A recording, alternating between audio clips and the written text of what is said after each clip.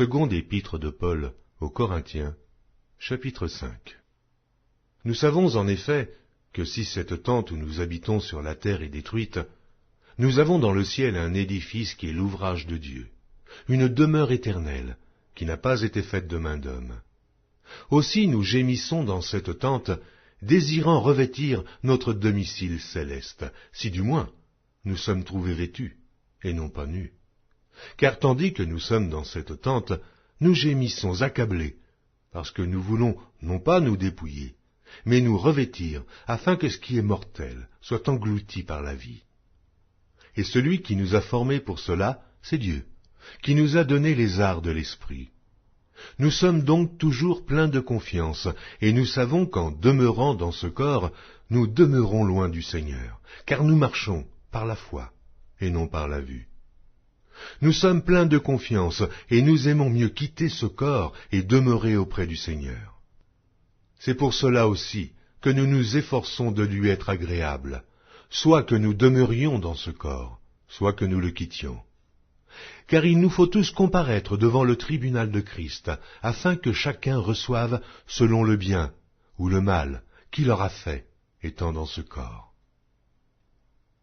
Connaissant donc la crainte du Seigneur, nous cherchons à convaincre les hommes. Dieu nous connaît, et j'espère que dans vos consciences, vous nous connaissez aussi.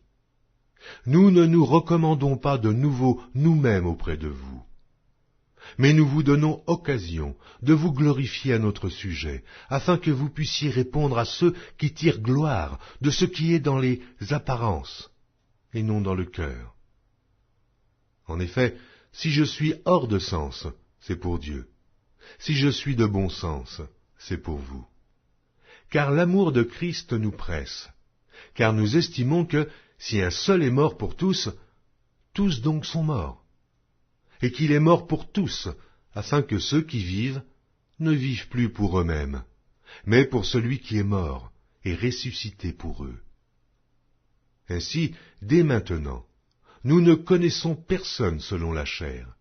Et si nous avons connu Christ selon la chair, maintenant nous ne le connaissons plus de cette manière.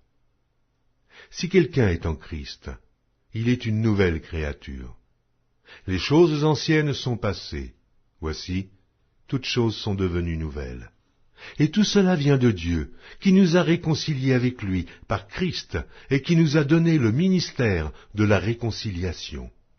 Car Dieu était en Christ, réconciliant le monde avec lui-même, en n'imputant point aux hommes leurs offenses.